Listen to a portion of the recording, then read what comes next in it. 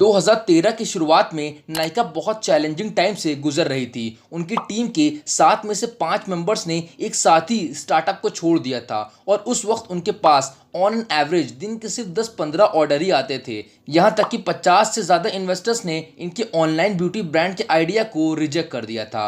वहीं last year Nykaa ने India का मोस्ट सक्सेसफुल आईपीओ लॉन्च किया और इस स्टोरी के पीछे हाथ है फाल्गुनी नायर का, जो कि नायका की फाउंडर और सीईओ हैं। तो इस वीडियो में हम लोग जानेंगे कि आखिर कैसे नायका कुछ ही सालों में $13 बिलियन यानी कि 1 लाख करोड़ से ज़्यादा की कंपनी बन गई। तो चलिए बिना देरी किए शुरू करते हैं।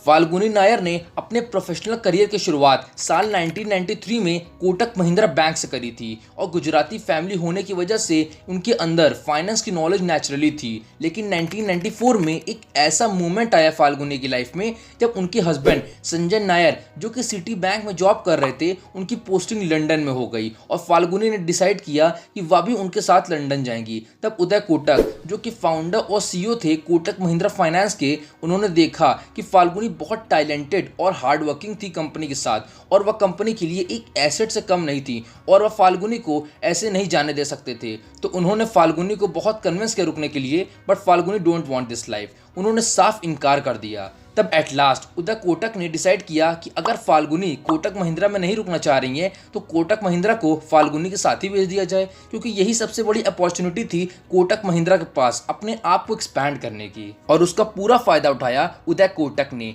और एट लास्ट फाल्गुनी कोटक महिंद्रा के ऑफिस को लंदन में सेटअप करने के लिए मान गई। फिर 1997 तक फाल्गुनी कोटक इंटरनेशनल बिजनेस की हेड बन चुकी थी और इन रोल्स के बीच वह कई बड़े बड़े लोगों से मिल चुकी थी, जैसे कि Ronnie Screwvala, the founder of UTV, जिन्होंने स्मॉल मीडिया और एंटरटेनमेंट एम्पायर बिल्ड किया था। और यह कंपनी 2005 में पब्लिकली रजिस्टर हुई थी, जिसमें फाल्गुनी का बहुत बड़ा रोल था। अजय बिजली, जो कि पीवीआर सिनेमा के चेयरपर्सन और ओनर हैं, इन्होंने भी अपनी कंपनी साल 2005 में पब्लिकली रजिस्टर की थी, जिसमें भी फाल्गुनी का बहुत बड़ा रोल था और आगे चल के फाल्गुनी का यही एक्सपीरियंस उनके काफ़ी ज़्यादा काम आया। फिर अप्रैल 2012 में नायका की शुरुआत हुई और नायका नाम संस्कृत वर्ड नायका से लिया गया था, जिसका मतलब होता है हीरोइन ऑफ योर लाइफ। 2012 के टाइम ई कॉमर्स सेक्टर की वही पोजीशन थी जो इस वक्त क्रिप्टो करेंसी की है भारत में।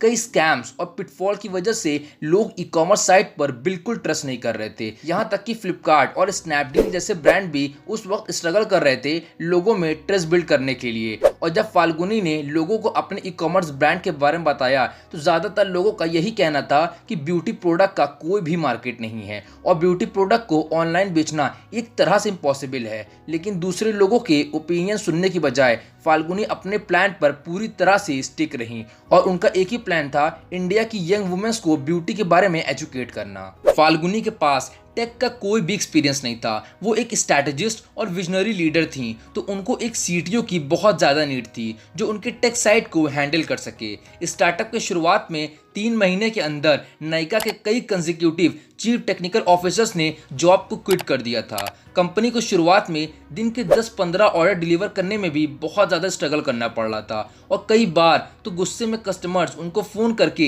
एक्सप्लेनेशन तक मांगते थे कि आखिर उनका प्रोडक्ट कब तक डिलीवर होगा। और उनकी 7 लोगों की टीम अब घटकर सिर्फ 2 लोगों की ही हो गई थी। फाल्गुनी और उनकी बेटी कई बार तो रात के 3-3 बजे तक प्रोडक्ट की पैकिंग ही किया करते थे और यहीं से शुरुआत होती है उनके सक्सेसफुल करियर की। नायका की सक्सेस में इन 3 C's का बहुत बड़ा रोल है: क्यूरेशन, कंटेंट और convenience. Curation means partnership.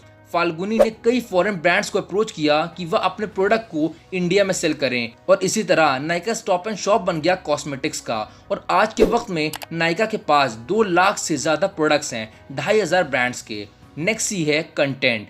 Falguni का फर्स्ट डे से ही यही अप्रोच था कि इंडिया की यंग वुमेन्स को ब्यूटी के बारे में एजुकेट करना, जो कि वो अपने सोशल मीडिया के थ्रू कर भी रही हैं। नायका का खुद एक यूट्यूब चैनल है जिसमें वो ब्यूटी से रिलेटेड वीडियोस पोस्ट करती हैं और अपने कई ब्लॉग चैनल और इंस्टाग्राम के थ्रू ये अपने प्रोडक्ट की नॉलेज लाखों लोगों तक पहुंचा रही हैं, जिससे इनका कस्टमर बेस भी और ज़्यादा लॉयल हो रहा है। And the final C is convenience. जब शुरुआती दिनों में फाल्गुनी को अपने प्रोडक्ट या सर्विस से रिलेटेड कोई भी कंप्लेन आती थी तो उन्हें बहुत ज़्यादा बुरा लगता था, और तभी उन्होंने यह सोच लिया था कि अगर कस्टमर्स को रिटेन करना है और कस्टमर्स का ट्रस्ट बिल्ड करना है तो सबसे पहला काम उन्हें कस्टमर्स को एक कन्वीनियंस यानी कि एक कंफर्ट देना होगा, प्रोडक्ट की क्वालिटी से लेकर प्रोडक्ट की डिलीवरी तक। और अपनी इसी स्ट्रैटेजी की वजह से नायका ने अपना रेवेन्यू सिर्फ 6 सालों के अंदर 80x से ज़्यादा ग्रो कर लिया, और लास्ट ईयर नायका ने 1100 के रेट पे अपना आईपीओ लॉन्च किया था, और इसी के बाद फाल्गुनी नायर भारत की दूसरी सबसे अमीर महिला बन गई,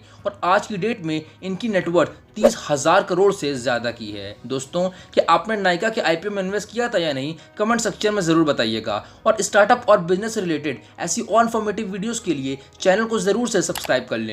मिलते हैं नेक्स्ट वीडियो में, तब तक के लिए धन्यवाद।